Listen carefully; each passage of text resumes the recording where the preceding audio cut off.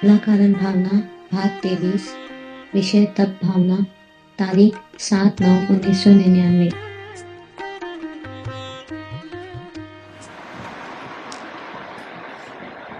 नमो अजंताणं नमो सत्ताणं नमो आयर्याणं नमो विभुचाराणं नमो वैरे सर्वसामान्याय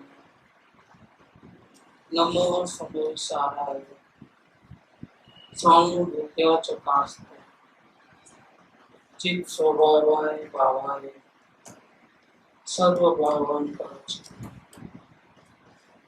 मंगलम भगवान वीर मंगलम गौतमोऽहं मंगलम कुंद कुंडालु जयं धर्मस्तु मंगलम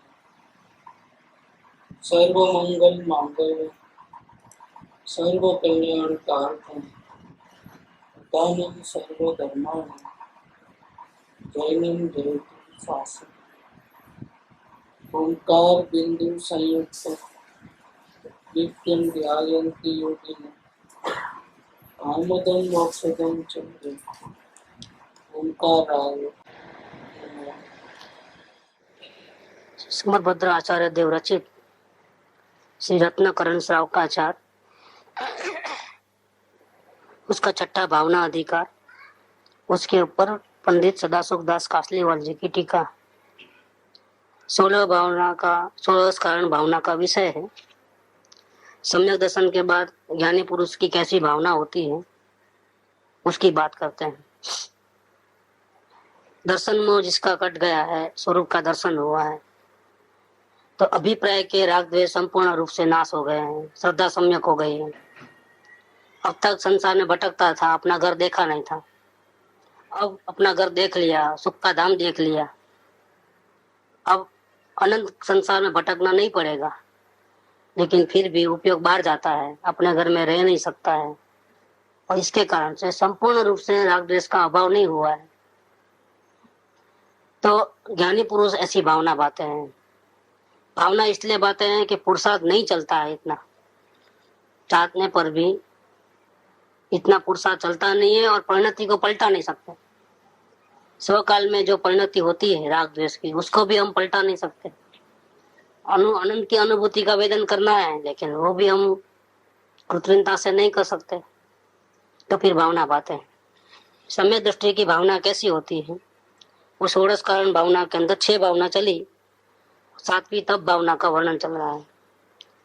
शरीर संबंधी जो जीव को विकल्प आते रहते हैं, कई प्रकार के विकल्प, समाज के कुटुंब के नहीं आते, इससे ज्यादा विकल्प शरीर संबंधी आते हैं। समाज से नहीं रुकता है, परिवार से नहीं रुकता है, वो जीव शरीर के आगे लाचार है। 2 वक्त की रोटी तो चाहिए ही चाहिए, भूख प्यास से नहीं कर पाता है जीव। तो शरीर को अपना माना है, ऐसे मिथ्या दृष्टि जीवों को तो यही शरीर के प्रति जो प्रेम मोह है, वो आत्म कल्याण की भावना में, आत्म कल्याण करने से, आत्मज्ञान करने में रोकता है, सबसे बड़ा प्रतिबंध होता है। कृपाल देव ने इसलिए कहा कि छूटे देहाध्यास तो नहीं करता, नहीं कर नहीं भोगता तू तेह नो, एज धर्म न मर्म,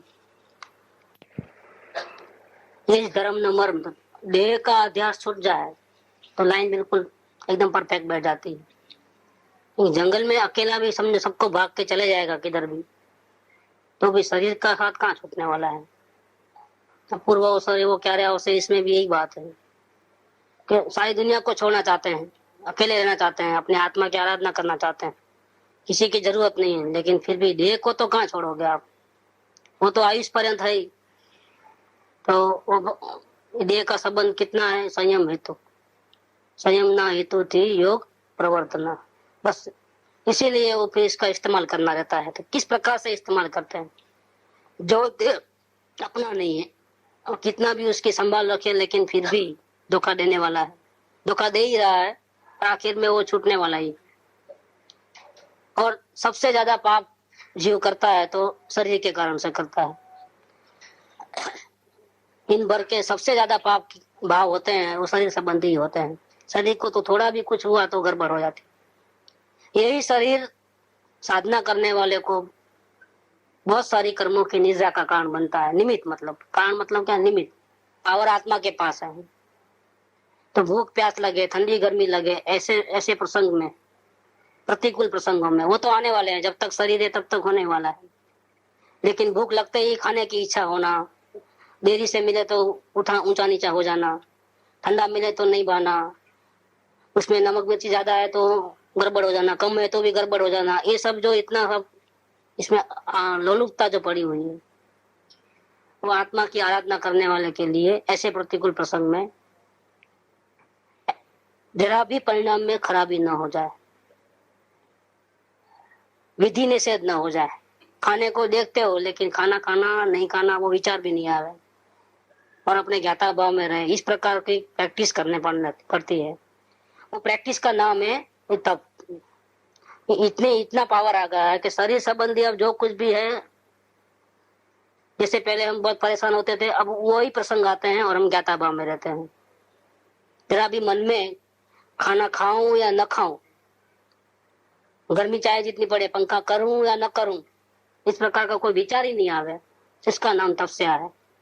मतलब शरीर संबंधी जो बाधा होती है, ध्यान को विचलित करती थी, अब वो प्रैक्टिस करते करते ऐसा वो आत्मा की आराधना चल रही है अच्छी तरह से, क्या वो शरीर संबंधी मच्छर करड़े, मच्छर आके बैठे काटे, नहीं, ध्यान विचलित नहीं होता है। इतनी जबरदस्त साधना करना है तो उसकी साधना की शुरुआत प्रहर्ष दशा में, सम्यक दर्शन के बाद, सम्यक दर्शन तो चौथा गुणस्थान अवृत्ति गुणस्थान का है। वहां तो ज्ञानी को अगर कुछ ऐसा मच्छर आता है तो हटाने का भाव आता है, लेकिन आगे बढ़कर के साधना बढ़ती है तब पंचम गुणस्थान में वो उपवास आदि कर करके इस प्रकार से, मतलब अंदर में उपवास करने का भाव नहीं है, न खाना खाने का भाव है, और सहज में उपवास हो जाए इस प्रकार का। नहीं तो नहीं खाना नहीं खाना नहीं खाना, वे विकल्प वो भी नहीं चलता। खाऊं खाऊं वो तो नहीं, लेकिन नहीं खाऊं ऐसा भी नहीं। और आत्मा की आराधना ज्ञाता भाव से होवे और उपवास हो जाए, इस प्रकार की प्रैक्टिस श्रावक धर्म में पंचम गुणस्थान में अनुव्रत के पालन से होती है। इस प्रकार से अपने शरीर को, शरीर की जो बाधाएं आती है उसमें अपने आप को समता भाव में रहने की प्रैक्टिस करते करते करते और अंदर की आराधना बढ़ाते बढ़ाते बढ़ाते एक दिन आता है कि अब अपनी परीक्षा करने की घड़ी आ जाती है कि अब हम देखेंगे कैसे रह सकते हैं। घर में तो रहना आसान है, जंगल में कैसे रहोगे, वो भी बिना वस्त्र के रहना। तो इतनी ताकत अंदर में आ जाती है, तब वो सबको छोड़ करके, घर परिवार महिलाओं को छोड़ करके, जहाँ चाहे जितनी तकलीफ हो, पीने का पानी भी कोई पिलाने वाला न हो, चाहे जितना बीमार हो, दवा सेवा चाकरी करने वाला भी कोई न हो, सेवक नौकर चाकर मित्र संबंधी सगे कोई न हो, जहाँ वहां अकेले चले जाना होता है, बिना परिग्रह के, वस्त्र आदि कुछ नहीं, पथारी नहीं, कुछ नहीं, सोना बोना किधर, कहाँ घर क्या, कुछ नहीं। तब क्या होता है, तो ये सभी तपों में प्रधान तप तो दिगंबरपना है, तपस्या में सबसे ज्यादा, क्योंकि ये निर्वस्त्रपना है और जंगल में रहना है, जहाँ कोई अपना निश्चित ठिकाना नहीं है, सोने की कोई व्यवस्था नहीं है, बैठने की कोई व्यवस्था नहीं है, जहाँ दूसरे तो प्रॉब्लम ठंडी गर्मी बारिश के तो आते ही हैं, इसके अलावा हिंसक पशुओं के, मच्छरों के, उसके उसके सब प्रकार के परिश्रम, भूख लगे तो खाना, पानी, प्यास लगे तो पानी, कुछ नहीं, सरोवर का पानी तो पी नहीं सकते, बगीचे में आम लगे हैं अच्छे अच्छे, भूख लगे तो खा तोड़ के खा नहीं सकते। देखो किस प्रकार से रहना होता है कि जंगल में अन्य जीवों को भी, चींटी को भी तकलीफ न हो, इस प्रकार से रहना होता है। ये मोर पीछी जो रहती है, क्यों रहती है कि एक जो बारीक से बारीक जीव जंतु है उसको भी अपने से तकलीफ न होता है, उसको ऐसा हीरे से हटा करके वहां बैठना होता है।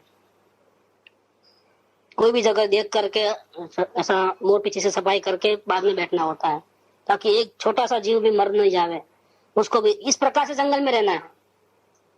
जंगल में ऐसा नहीं है कि वो जैसे निर्बल हिरण आदि को वाघ सिंह खा जाते हैं, एक दूसरे को खाना पीना, वैसा नहीं रहना है। एक भी जीव को तकलीफ नहीं होनी चाहिए, बिना खाए बिना पिए इस प्रकार से रहना है, किसी को थोड़ी भी तकलीफ न हो। हिंसा से हिंसक प्राणी हो, सर्प आता है बड़ा, अजगर आता है, भागने का नाम नहीं, बिल्कुल निडरता से शरीर के ऊपर चढ़ जावे, कुछ नहीं। इतनी ताकत आई कहां से कि शरीर के जो भी तकलीफें हैं वो ज्ञान से, अवलोकन से, भेद ज्ञान से और आत्म स्थिरता से। भेद ज्ञान तो चौथे गुणस्थान में भी था, लेकिन आत्म स्थिरता नहीं थी। अब तो इतनी आत्म स्थिरता बढ़ गई है कि बाहर में तकलीफ होवे तो भी ध्यान विचलित नहीं होता है। इतनी प्रैक्टिस कर चुका है तपस्या के द्वारा। इन तपस्या की जो उपवास आदि, अनशन या अठई या जो भी मांस खमण या जो भी हो गए, इन सब में सबसे टॉप लेवल का कौन सा तप है? निर्वस्त्रपना है, दिगंबरपना। सभी तपों में प्रधान तप तो दिगंबर। तप का दूसरा अर्थ है इच्छाओं का निरोध। इतनी बादशाही आ गई है अंदर में कि किसी की जरूरत नहीं है अब अंश मात्रा भी। शरीर साथ में है लेकिन इसका इस्तेमाल नहीं है साथ में वो भी, लेकिन उसको नलाना, धुलाना, नाखून काटना, श्रृंगार करना, बाल को ऐसा सजाना नहीं, कुछ नहीं। नहाना धोना, ब्रश करना कुछ भी नहीं रहता है, चप्पल भी पहनना नहीं रहता है। नागिनों से सगाने की तो बात ही जाने दो, कुछ नहीं बिल्कुल। मतलब साथ में है फिर भी कोई केयर नहीं है, ऐसा पराया है।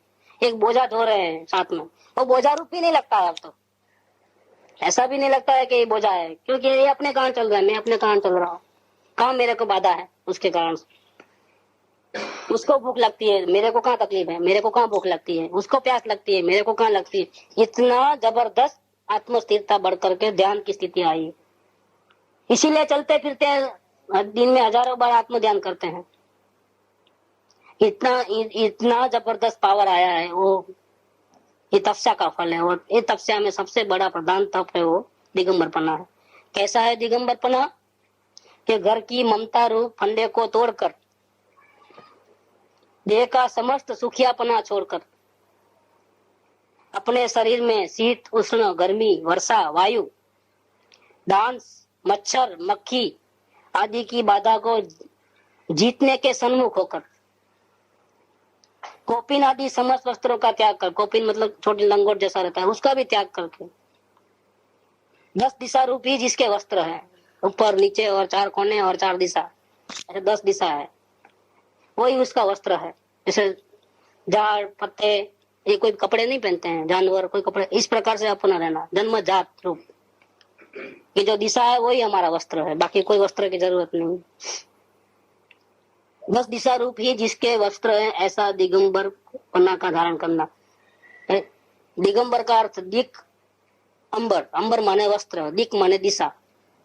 जिसका वस्त्र कोई कपड़े का नहीं है, दिशा चारों ओर जो दिशा है, ऊपर नीचे कोने में आगे भी 10 दिशा जो है, वही जिसका वस्त्र है दिक अंबर, उसका नाम दिगंबर पन्ना।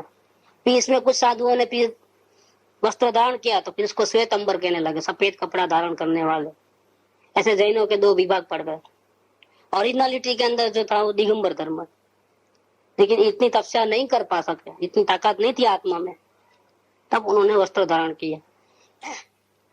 तो वस्त्र धारण कर सकते हो पंचम गुण स्थान में आत्मज्ञान से ही, और अपने को श्रावक कहला सकते हो सब आचार विचार करके, लेकिन नहीं, हमको साधु का स्थान चाहिए, पंच परमेष्टि में स्थान चाहिए।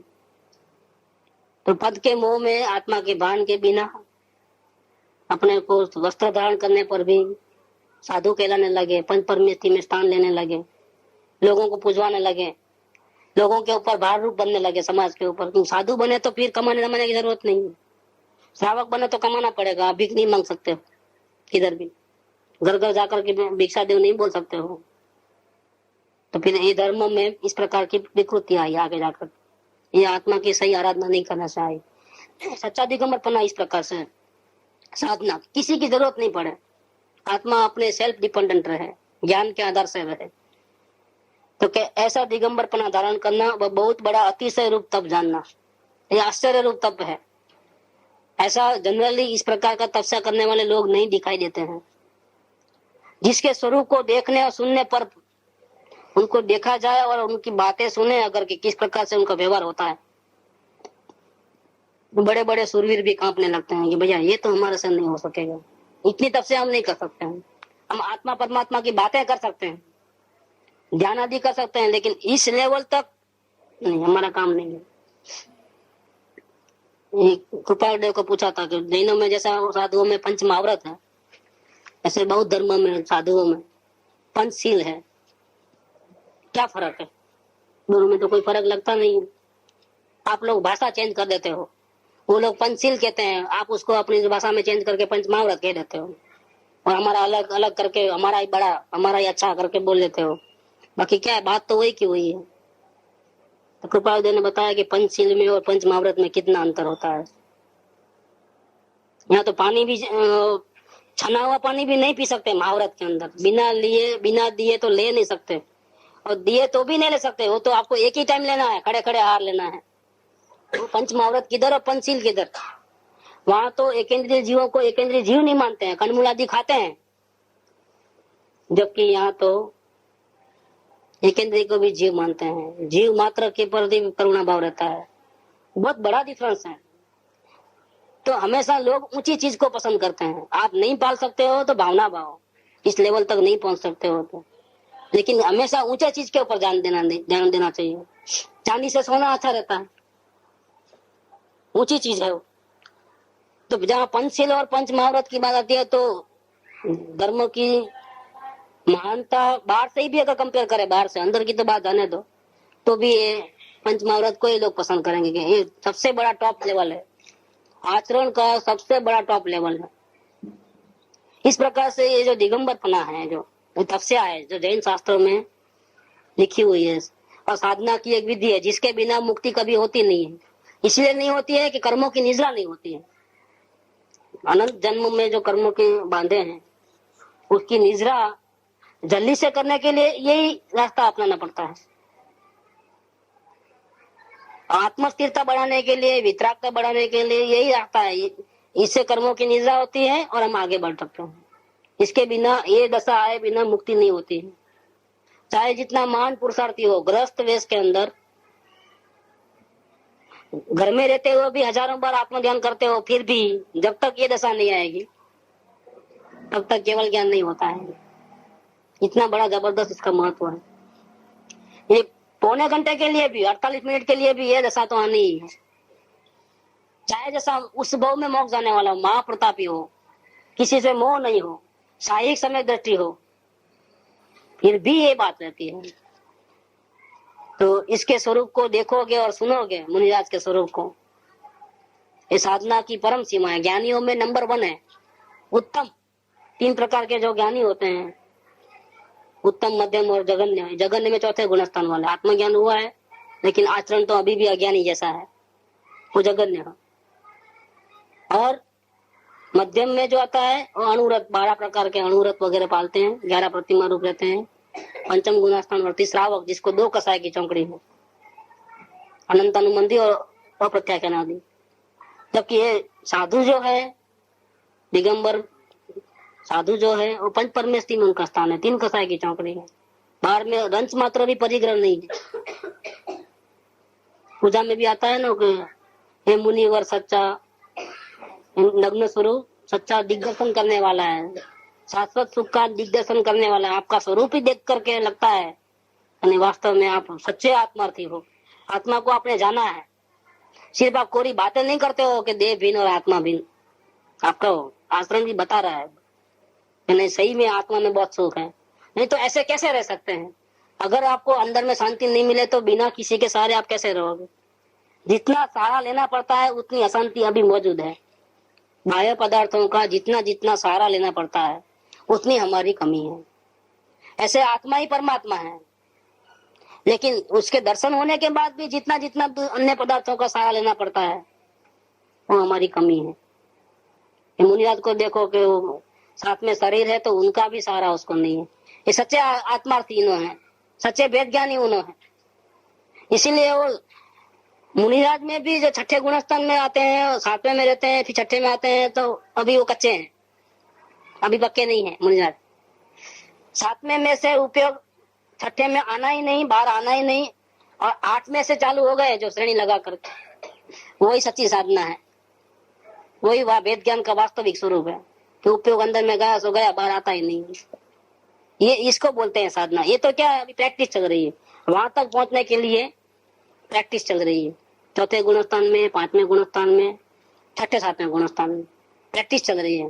बाकी काम तो वही करना है कि हमारे सुखधाम में ही निरंतर रहना है। सुखधाम अनंत सुसंत चही, दिन रात रहे तो ध्यान भाई वही काम करना है, तो ही कर्मों की निद्रा होगी और तो ही आगे बढ़ेंगे।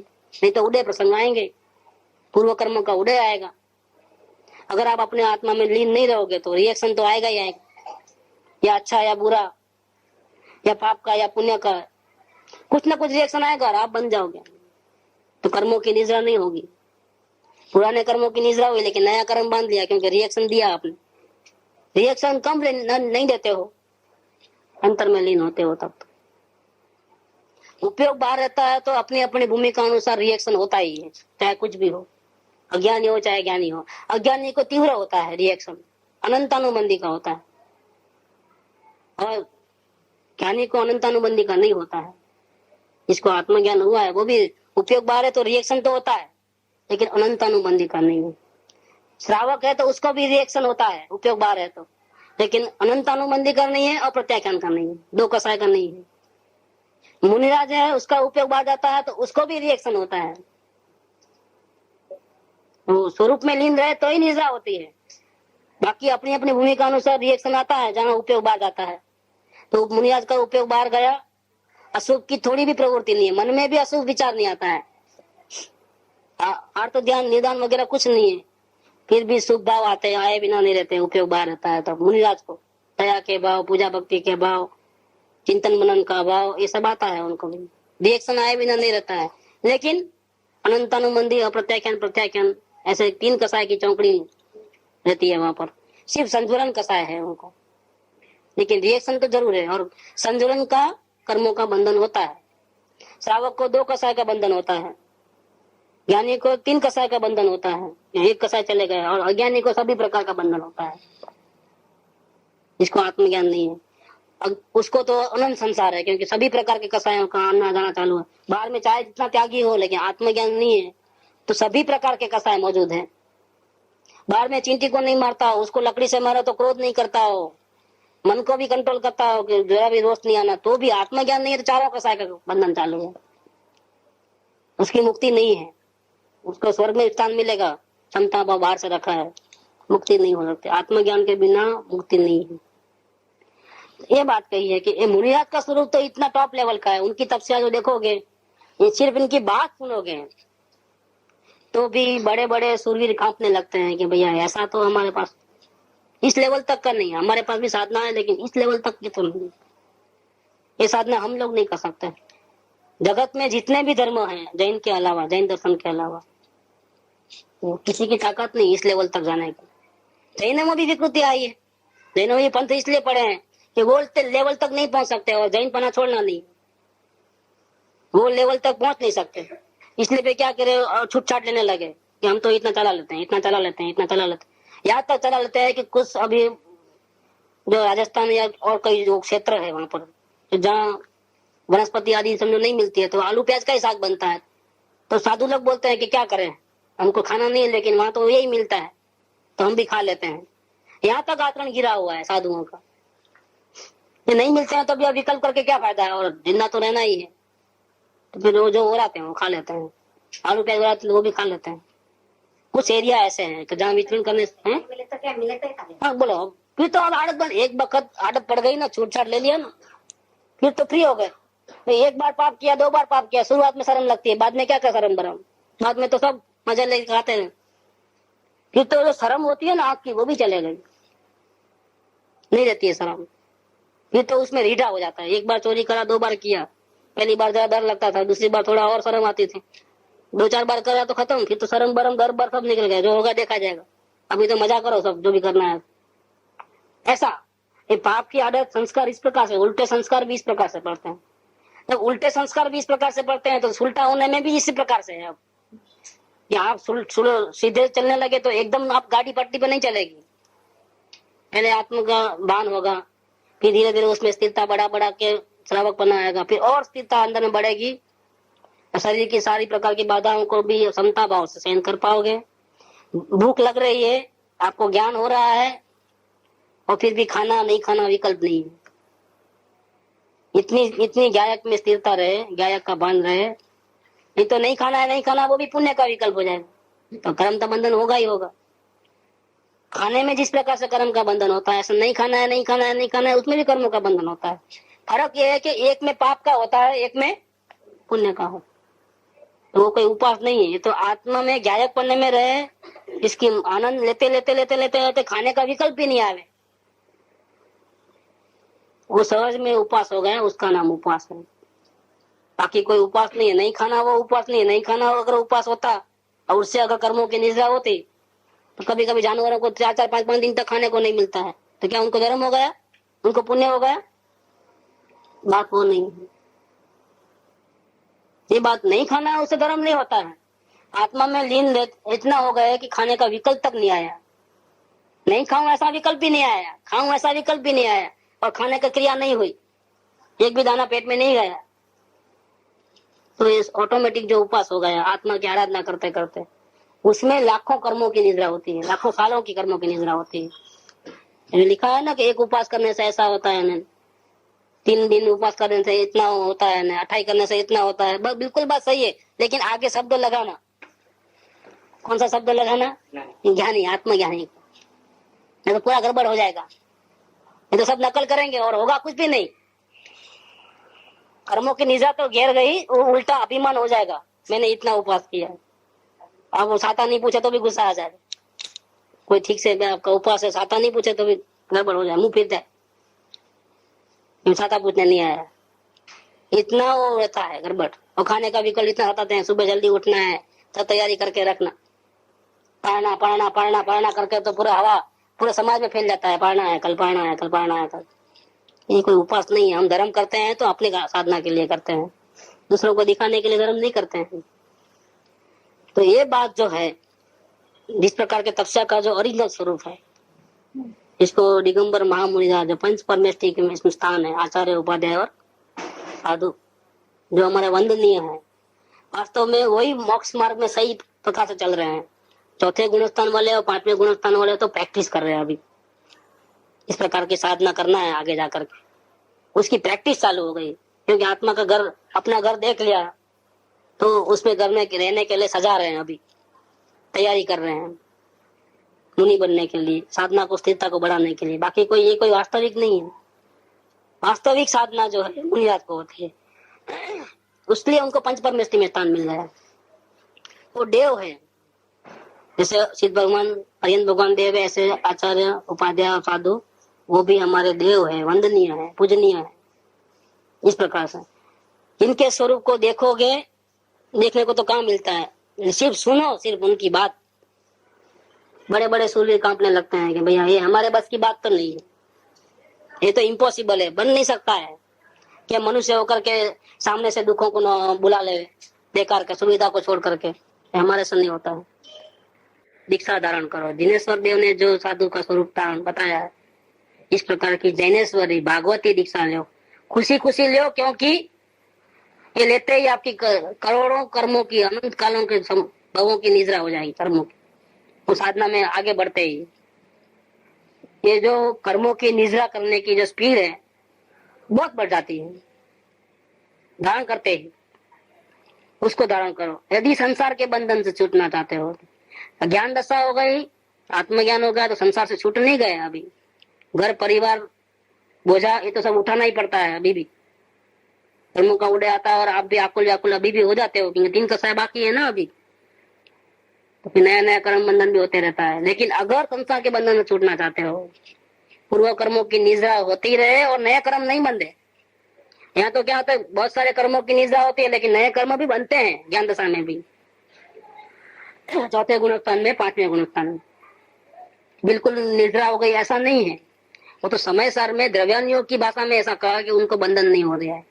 ज्ञानी का भोग भी निद्रा का कारण है, क्यों कि निद्रा अधिक है और नया बंधन तो बिल्कुल अल्प है, इसीलिए वो अल्प बंधन को नहीं गिना है। नहीं, हाँ, आत्मज्ञान की महिमा कितनी है, सम्यक दर्शन की महिमा कितनी है कि देखो, उसको धारण करने से भले ही प्रवृत्ति अज्ञानी की जैसी है, राग द्वेष भी हो रहे हैं, फिर भी आपको अनंत संसार नहीं है। ये किसकी महिमा है? सम्यक दर्शन की महिमा।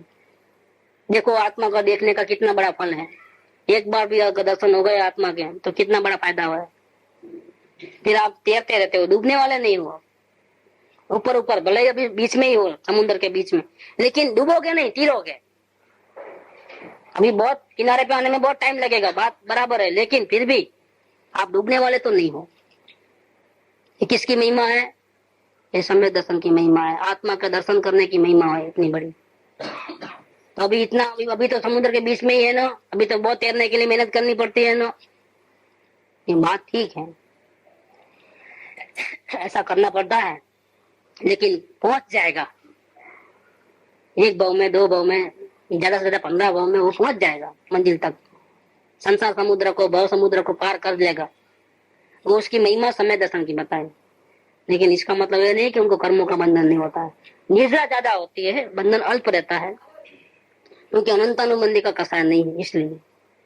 लेकिन बंधन हो रहा है। लेकिन मुनिराज की बात तो कोई निराली है, उनकी तो निद्रा ही निद्रा, निद्रा ही निद्रा। वो भी थोक बंद होती है, ऐसा छोटी मोटी निद्रा नहीं होती है। निद्रा का 3 कसाय की चौकड़ी है, तो निद्रा थोक बंद होती है। वो आहार ले तो भी निद्रा, खाते खाते भी नो उपयोग बाहर है, निद्रा हो रही कर्मों की। उपयोग बाहर है, 3 कसाय की चौकड़ी है। निद्रा का कारण कसाय के ऊपर रहता है। कसाय कितने पड़े हैं अंदर में? निर्विकलता के ऊपर तो ज्यादा ही है, लेकिन उपयोग बाहर है और 3 कसाय की चौकड़ी तो ज्यादा हो रहा है। जैसे समझ लो कि सम्यक दृष्टि जीव है, तो उसको जितनी निद्रा होती है उससे कई गुणी ज्यादा निद्रा उनको होती है। जैसे अपने लेवे के एक ज्ञानी पुरुष उपवास करता है और अज्ञानी पुरुष उपवास करता है, जिसको आत्मा ज्ञान नहीं है, तो इसको तो निद्रा होती है, उसको बंधन होता है। निद्रा का सवाल ही नहीं है, क्योंकि फिर वो अनंत संसार चालू खड़ा है। इसी प्रकार से यहाँ होता है कि मुनिराज का उपयोग भले ही बार है, लेकिन 3 कसाय की चौकड़ी होने से बहुत सारी निद्रा होती है। उनके खाने में भी निद्रा इतनी हो जाती है, कसाय की मात्रा होती है। कसाय के ऊपर निद्रा का आधार है। कर्मों का जैसा निद्रा किसको बोला, दोबारा सुन लो अच्छी तरह से वो बात। कर्मों की निद्रा कैसे होती है वो खास ध्यान में रखने की बात। कसाय कम करते हो, बाहर में एक्टिविटी कम है, वो निद्रा का कारण नहीं है। भूतकाल के कर्मों का उदय कैसा आता है, अच्छा भी आता है बुरा आता है, वो निद्रा का कारण नहीं है। वो तो अच्छा भी आएगा बुरा भी आएगा। वर्तमान में कैसे जुड़ते हो आप, वर्तमान पुरुषार्थ कैसा है, उसमें ज्ञाता भाव में कैसे रहते हो। अगर स्वरूप में लीन हो गए तो 100% निद्रा है। स्वरूप में लीन नहीं रहे, उपयोग बाहर है, तो अभी अपने स्टेटस के हिसाब से निद्रा होती है। समय दृष्टि उपयोग समय दृष्टि का बाहर है, उपयोग सावक का बाहर है, उपयोग मुनिराज का बाहर है। ठीक, सबसे ज्यादा निद्रा किसकी होगी? मुनिराज की होगी। 3 कसाय की चौकड़ी है, यहाँ 2 कसाय की चौकड़ी सावक को, और समय दृष्टि को 1 ही कसाय की चौकड़ी होगी। निद्रा में बहुत बड़ा फर्क पड़ता है। यानी उपवास करता है चौथे गुणस्थान वाला, उन्होंने खाना खाते हैं। अब देखो, अब उपयोग दोनों का बाहर है, और ज्ञानी का उपवास है, आज खाना नहीं खाएंगे। और मुनिराज आहार लेते हैं। अभी मुनिराज की निद्रा ज्यादा, ज्ञानी की निद्रा ज्यादा नहीं। उपयोग बाहर रहने पर भी कितना बड़ा फर्क पड़ता है। ये सब डिपेंड करता है अंदर में कितनी शुद्धि की वृद्धि हुई है, कितने कसाय की चौकड़ी है, नहीं वो इसके ऊपर डिपेंड करता है। उपयोग बाहर में भी तो बहुत फर्क पड़ता है, जमीन आसमान का फर्क पड़ता है। ये बात इधर कहते हैं कि शेष शक्ति को प्रकट करने वालों, यदि संसार के बंधन से छूटना चाहते हो तो जिनेश्वर देव संबंधी दीक्षा धारण करो। उस तप से शरीर का सूख्यापना नष्ट हो जाता है। अगर ऐसी तपस्या करोगे, कैसी तपस्या कि भूख लग रही है, उसका ज्ञान भी हुआ है, ऐसा नहीं है कि हम बेभान हो गए हैं, हमको पता नहीं है, फिर भी खाऊं या नहीं खाऊं ऐसा विकल्प नहीं है, कोई विकल्प नहीं है। जैसा कि दूसरे को भूख लगी हो ना, ऐसा अब उसकी मर्जी, खाना खाना नहीं खाना, विचार तक नहीं आता है। उसको हम बोलना नहीं होता पड़ोसी को भी तुमको भूख लगी है तो तुम खाना खा लो ना, या तुम उपवास करना, ऐसा बोलते हैं क्या? जैसे पड़ोसी को लगता है भूख, खाने का टाइम हुआ है और उसको उपवास करना के खाना खाना उसकी मर्जी की बात है, अपने को कोई गाइडेंस देने की जरूरत नहीं। इसी प्रकार से ये अपने को भान हुआ है कि शरीर खाना मांग रहा है, तकलीफ शुरू हो गई है, कोई विचार नहीं, खाऊं या नहीं खाऊं, और ज्ञाता भाव चालू रहता है, आराधना चालू रहती है। इस प्रकार की तपस्या की आराधना किया है, और ऐसा करते करते करते करते इतना तक बढ़ गए हैं कि अब तो जंगल में रहते हो, तो उस तप से शरीर का सूखियापना नष्ट हो जाता है। उपसर्ग परिसर सहन करने में कायरता का अभाव हो जाता है। ये भूख प्यास ठंडी गर्मी ये परिसर है। उपसर्ग माने क्या, बाहर से तकलीफ आवे, मनुष्य क्रोध, देव क्रोध, तिर्यंत क्रोध, बाहर से तकलीफ, मच्छरों का त्रास ये उपसर्ग है, ये तिर्यंत क्रोध है। और कोई जानवर आकर के हैरान करे, या कोई मनुष्य पत्थरा मारे, या कोई देव आकर के अपने को दिखाने की कोशिश करे, अप्सराएं वगैरह बहुत आवाज कर देवे, नाच गान करे अपने सामने, अपने को वितरागता को बिगाड़ने के लिए, अपने को वापिस आगे बनाने के लिए डांस करे, संसार में खींच लाने के लिए, वो सब देव क्रोध है। कुछ मनुष्य क्रोध रहते हैं और कुछ ये सब उपसर्ग होते हैं। लेकिन शरीर का ही जहाँ ममत्व नहीं रहा, ये जितने ही भोग भोगोगे, खाओगे, पियोगे, देखोगे, सुनोगे, किसके शरीर का ममत्व होगा तो ना, शरीर का ही ममत्व खत्म हो गया है। ये साथ में है लेकिन बिल्कुल भिन्न लगता है, बिल्कुल अलग, और थोड़ी भी जरूरत नहीं है उसकी, उसको कौन क्या करेगा। 5 इंद्रियों के जो विषय भोग विलास हैं, किसके सुहाने लगते हैं, जिसको शरीर में ममत्व बुद्धि अभी रह गई है। इनको 3 कसाय की चौकड़ी है, शरीर में ही ममत्व बुद्धि खत्म हो गई है, फिर तो सवाल नहीं है, फिर तो उनको कोई दिखा नहीं सकता है। ये बात इधर लिया है कि ऐसी तपस्या से शरीर का सुखियापना नष्ट हो जाता है, उपसर्ग परिसर सहने में कायरता का अभाव हो जाता है, जिससे स्वर्गलोक की रंभा, देखो आ गई बात, जिससे स्वर्गलोक की रंभा तिलोत्तमा भी अपने हाव भाव, विलास, विभ्रम आदि द्वारा मन को काम विकार सहित नहीं कर सकती है। वो दिखाने के लिए बहुत करते हैं कोशिश। क्यों आते हैं दिखाने के लिए? कि हमने भूतकाल में ऐसे कर्म बांधे हैं कि कोई धर्म करने जा रहा था, अपनी आत्मा की आराधना करने जा रहा था, और हमने अंतराय डाल दिए, ए सत्संग में नहीं जाना, मेरे को नहीं होगा। ऐसा मन में भी ऐसा विचार किया है, जो कर्म बांधे हैं। तो हम जब साधना करेंगे तब ये सब आने वाले हैं, अंतराय डालने के लिए, हमारे ध्यान को भंग करने के लिए। जैसा बोया है वैसा उगेगा। कोई नहीं है मनुष्य में, किसकी ताकत नहीं है। अब जंगल में तो मनुष्य तो आएंगे नहीं, तो कौन आएगा वहां फिर? देखो, जंगल में गुफा में हम अकेले रहते हैं, साधना करते हैं। जो जंगल में जो दूसरे जो प्राणी है, वो तो थोड़े दिन में अपने को मालूम, उनको पड़ जाता है कि ये कोई हमारे को मारने खाने के लिए नहीं आया है, थोड़ा भी हैरान नहीं करते, तो वो तो उल्टा मित्र बन जाते हैं। तो दूसरे संसारी के मनुष्य आए तो उनको तो खाने दौड़ते हैं, मारने को दौड़ते हैं, और वही भागता है देख करके, बंदूक लेके आता है जंगल में आया तो, और फिर ही घबराता है। तो उनको तो आपस में वैर रहता है दोनों का। लेकिन यहाँ तो बड़े बड़े सर्प हो, अजगर हो, वाघ सिंह हो, तो भी मित्र के ऐसे रहते हैं, इनके साथ सब प्रेम करते हैं, एडजस्ट हो गए। मनुष्य लोग तो ऐसे जंगल में आते नहीं है, गुफाओं में। अब कौन हैरान करेगा अपने को? तो स्वर्ग से देव आकर के हैरान करेंगे। देखो, कोई छोड़ने वाला तो नहीं है, किधर भी जाओगे आप। हमने जो कर्म बांधे हैं वो हमको सब चुकता करना ही है, कोई छोड़ने वाला तो नहीं। कहीं से भी आसमान से आ जाएंगे, और स्वर्ग से आसमान से आते हैं, कई प्रकार के रूप ले लेते हैं। और जैसी अंतराय हमने दूसरों को डाली थी, उसका उदय आता है जब, तो वो भी हमको अंतराय डालते हैं। जंगल में बाजे बजने शुरू हो जाते हैं, डांस गान वहाँ चालू रहता है। आपको देखना नहीं नाटक सिनेमा, लेकिन वहाँ नाटक सिनेमा दिखाते जबरदस्त। देखो, चारों ओर ऐसे सृष्टि खड़ी कर देते हैं। तो ये उपसर्ग है। क्या है? उपसर्ग है। कि आपको कपड़ा नहीं पहनना है, लेकिन आपको कपड़ा पहना देते हैं जबरदस्ती।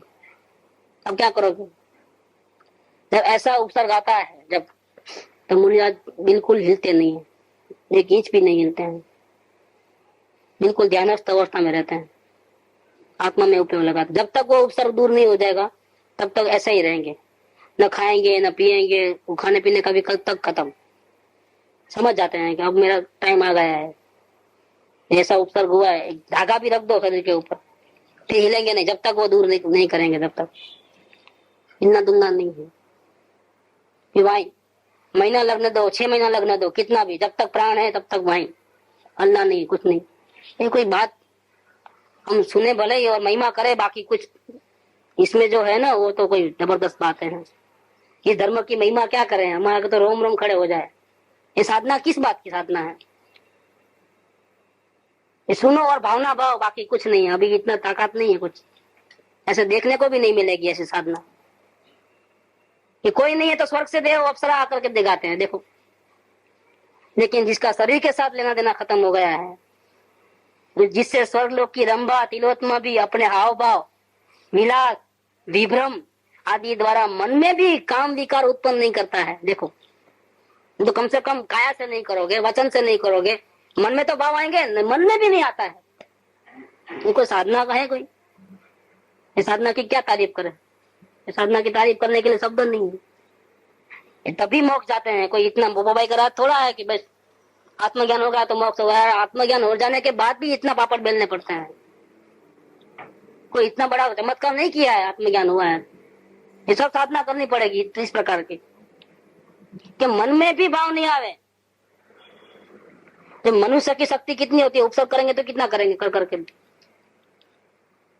वो 10 किलो का पत्थर उठा के मारेंगे, वो तो बड़े बड़े पहाड़ उठा के फेंकते हैं। देवों की जो ताकत रहती है वो क्या होती है, पूरा पहाड़ उठा लेते हैं, डाल देते हैं। हम कितना उठाएंगे, एक 20 किलो का पत्थर उठा के बहुत बहुत मारेंगे। वो तो बड़े बड़े झाड़ों को उठा के फेंक देते हैं, हिलते नहीं जरा भी।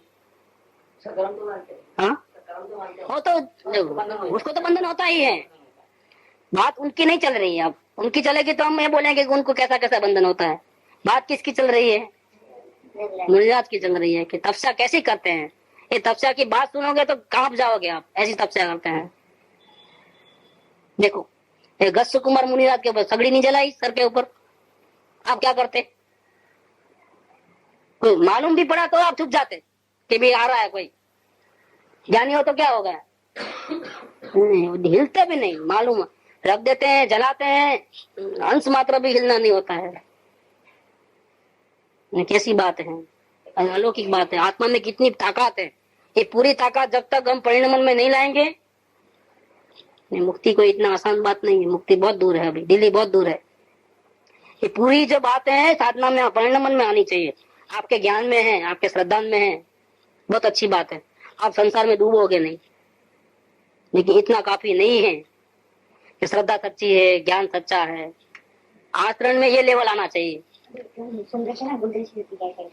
और ज्ञानी को भी राग भाव आता है, मतलब गुरु के प्रति और शास्त्र के प्रति। क्योंकि उसकी भूमिका में वो नहीं करेगा तो क्या करेगा, संसार के काम थोड़ा करेगा। अब इतना लेवल तो आया नहीं कि अंदर में इतनी स्थिरता बढ़ जाए और मन में भी कोई विचार नहीं आवे फालतू फालतू संसार के। कोई इतना स्थिरता तो ज्ञायकपना ज्ञातापना इतना तो डेवलप हुआ नहीं है। फिर उपयोग तो बाहर जाएगा और विचार भी आते हैं, फिर कौन से विचार करेगा, संसार संबंधी करेगा कि ये तो शुभ भाव है, ये तो नहीं आना चाहिए, नहीं ऐसा थोड़ी बोलेगा। उसकी भूमिका अनुसार आता है, उसको तो भूमिका का भान होना चाहिए। उसका उपयोग बाहर जाता है तो अशुभ भाव में खेद होता है। तो उससे बचने के लिए उसको इस प्रकार के सत्संग, सदगुरु की सेवा चाकरी ये बीच में आए बिना नहीं रहता है, आए बिना नहीं रहता है। लेकिन वो समझता है अंदर में कि ये कोई मुक्ति का मार्ग नहीं है। मुक्ति का मार्ग तो आत्मा में रहना, वही मुक्ति का मार्ग है। उसको पूरा नॉलेज है, ज्ञान, लेकिन अपनी कमजोरी कारण से वहां नहीं रह सकता है उपयोग।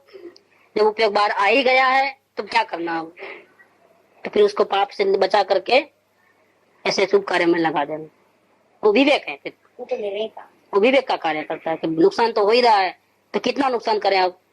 भाई कोई 1000 रुपया नहीं देता है तो फिर क्या करते हैं, भाई तुमको कितना देने का, कितना दे सकते हो, चलो अपने हिसाब किताब खत्म करें। चलो तुम्हारा इतना नहीं है ना, कोई बात नहीं, अब कितना है तुम्हारा पास। ऐसा करके वो 500 रुपया कम देता है तो भी लेके हिसाब किताब खत्म करते हैं। तो मतलब क्या है कि पूरे 1000 जाते हैं, इसके बदले प्रेम से जितना मिले 500 भी चाहते लाओ, चलो हिसाब किताब सुनते करते, तो नुकसान बचाया है। इस प्रकार से ज्ञानी पुरुष जब पूजा भक्ति करते हैं तो पूजा भक्ति से धर्म होगा ऐसा मानते नहीं है। गुरु की सेवा चाकरी करेंगे तो हमारा मुक्ति हो जाएगी ऐसा मानते नहीं है। ये तो बोलते हैं कि हम हमारे स्वरूप में नहीं रह सकते हैं, उपयोग बाहर आ गया है तो विषय कसाय में लगा देंगे तो ज्यादा नुकसान होगा। उसको बचाने के लिए फिर हमको शरण कौन है, तो देव गुरु शास्त्र ही शरण है, तो उनकी भक्ति में रहते हैं और ऐसा मांगते हैं कि जब तक मेरी पूरी परिपूर्ण मुक्ति न हो जाए, परिपूर्ण वितरागता न हो जाए, तब तक मेरे को हमेशा आपकी छत्र छाया रहो। देव गुरु शास्त्र की उनका दासत्व, उनकी छत्र छाया निरंतर हमारे सर पे रहो। क्योंकि हम कदम कदम पे गलती करते हैं, हमारा उपयोग बाहर जाता है और कदम कदम पे गलती करते हैं। अगर उन्होंने रहेंगे तो हमको बचा लेंगे, हमको रास्ता बताएंगे। उनकी छत्र छाया, उनकी दासत्व भाव, उनका शरण भाव जिंदगी भर, जब तक हमारी मुक्ति न हो तब तक हम आपको छोड़ने वाले नहीं। इस प्रकार का भाव ज्ञानी पुरुष को भी रहता है। यहाँ कहते हैं कि स्वर्ग लोक की रंभा तिलोत्तमा भी अपने हाव भाव, विलास, विभ्रम आदि द्वारा मन को काम विकार सहित नहीं कर सकती है। ऐसे काम को नष्ट करना वह तप है। इच्छा नहीं होती है भोगने की, तब जंगल में कौन देखने को आता है? और सामने वाले का ही भाव है ना, हम अकेले कुछ करें ऐसा तो नहीं है, तो फिर थोड़ा भोग ले, बाद में तपस्या तो कर लेंगे, हमको आत्मज्ञान थोड़ा चले जाने वाला है। ये तो चारित्र मोह है। इससे कोई आत्मज्ञान चले जाने वाला है थोड़ा पाप कर लिए तो? नहीं। चौथे गुणस्थान वाला दिख सकता है इस प्रकार से, श्रावक भी दिख सकता है इस प्रकार से, मुनिराज नहीं दिख सकते। ये पंच परमेष्टि में स्थान मिला है, ये फुकट का थोड़ा मिला है।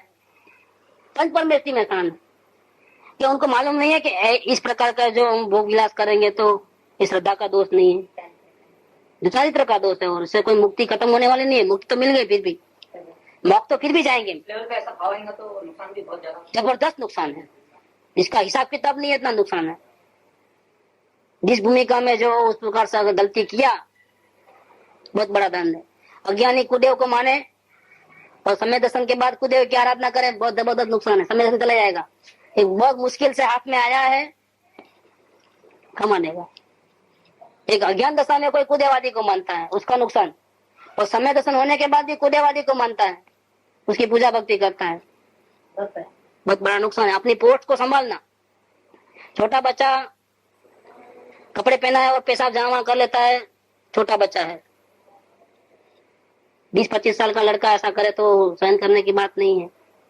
ऐसा इसके अंदर है, अपनी पोस्ट, अपनी स्टेटस, इसके हिसाब से कार्य शोभा देता है। राजा होगा और भीख मांगेगा तो चलता है क्या? तो शोभा नहीं देता है। तो अपनी जो आराधना की है उसको गंवा देगा, फिर कोई डरेगा ही नहीं, फिर राजा का कोई स्टेटस नहीं रहेगा, कोई अपनी अपनी पोस्ट रहता है, उसमें अगर गड़बड़ किया तो बहुत गड़बड़ है। तो ये बात यहाँ पर जो है उनको मालूम है, ज्ञानी को, चौथे गुणस्थान वाले को मालूम है, पंचम गुणस्थान वाले को मालूम है कि तो आचरण का दोष है सिर्फ। लेकिन मुनिराज नहीं दिखते हैं, मन में भी विकार भाव नहीं आता है, मन में भी नहीं आता है। वचन का है कि तो बात जाना दे, और फिर भी कर्मण योग का विषय देखोगे तो अभी भी ब्रह्मचारी नहीं है। कौन? मुनिराज। मन में विचार नहीं आता है देखो, लेकिन अभी भी ब्रह्मचारी नहीं है। क्यों? अबुद्धि पूर्वक का भाव जो रहता है काम वासना का, और 9वें गुणस्थान के अंत समय तक रहता है अबुद्धि पूर्वक का। क्या? तो अभी मन में भी विचार नहीं आता ना, अब तो ब्रह्मचारी कहो उनको नहीं। अबुद्धि पूर्वक का जो अंदर में है, जो सर्वज्ञों को ही मालूम है कि क्या है अंदर में, अभी भी विषय भोगना भाव है अंदर में, बुद्धि से नहीं होता है, मन से नहीं होता है। ऐसे मुनिराज को भी करुणानियोग के विषय में देखा जाए तो उनको ब्रह्मचारी नहीं गिनते हैं, अभी भी उनको काम वासना का भाव है, लेकिन अबुद्धि पूर्वक का। वो कब खत्म होगा कि आत्मा में स्थिरता रहेगी, उपयोग बाहर जाएगा या नहीं, 7वें में से 6ठे में आएंगे नहीं, 8वां क्रॉस कर लिया, 9वां क्रॉस किया तब जाएगा, इसके पहले नहीं जाएगा। तो क्या हिसाब किताब है? अंश मात्र भी अगर दोष रहा तो मुक्ति होने वाली नहीं है। परिपूर्ण निर्दोषता चाहिए, बुद्धि पूर्वक, अबुद्धि पूर्वक, श्रद्धा से, ज्ञान से और आचरण से। अभी समय दर्शन आत्मज्ञान हुआ तो श्रद्धा से 100% हो गया, लेकिन आचरण से 100% नहीं है, आचरण में बहुत बड़ी गड़बड़ है। ये सब निर्दोषता 100% हो जाना, मन से, वचन से, काया से, करूं कराऊं, अनुमोदना, ये बुद्धि पूर्वक। अब बुद्धि पूर्वक से भी 9 कोटि से जरा भी विचार नहीं आवे, किसी भी प्रकार का भाव नहीं रहे, तब जाकर के बाद में गुणस्थान में पूर्ण वितरागता होती है। इसके पहले अंश रहता है कसाय का, कसाय का अंश भी बुरा है, मुक्ति को लाएगा नहीं, मुक्ति रोक देगा। केवल ज्ञान नहीं होगा, अनंत सुख नहीं मिलेगा, अपना सुख अपने घर में होने पर भी अपने को मिलेगा नहीं।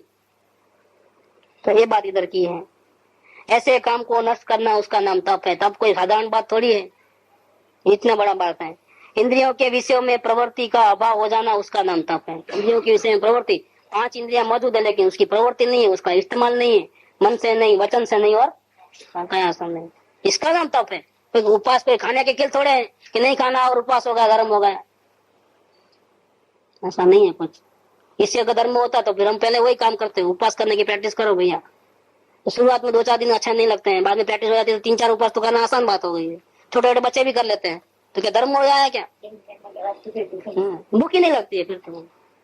ऐसे बार रोज की प्रैक्टिस करो, शुरू कर दो, आप देखो वर्षी तब क्या, आप जिंदगी भर वर्षी तब करते रहो, कोई तकलीफ की बात नहीं है कुछ, क्योंकि शरीर के एडजस्टमेंट हो जाता है फिर उसके साथ। शरीर एडजस्ट कर लेता है उस बात को। शुरुआत में ज्यादा प्रॉब्लम होता है, बाद में एडजस्ट कर लेता है, तो कोई बड़ी बात नहीं। इससे अगर धर्म होता कभी की क्रिया से तो कब की हो जाता था। दोनों प्रकार के परिग्रह में, मतलब अंतरंग और बहिरंग, इसमें इच्छा का अभाव हो जाना उसका नाम तप है। किसी प्रकार की इच्छा न हो उसका नाम तप है। तब के आगे और बात करेंगे विस्तार से। सुख धाम अनंत सुसंत चही, दिन रात रहे तद ध्यान मही। प्रशांति अनंत सुधामय जे, प्रणमो पद तेवर ते जयते। प्रणमो पद ते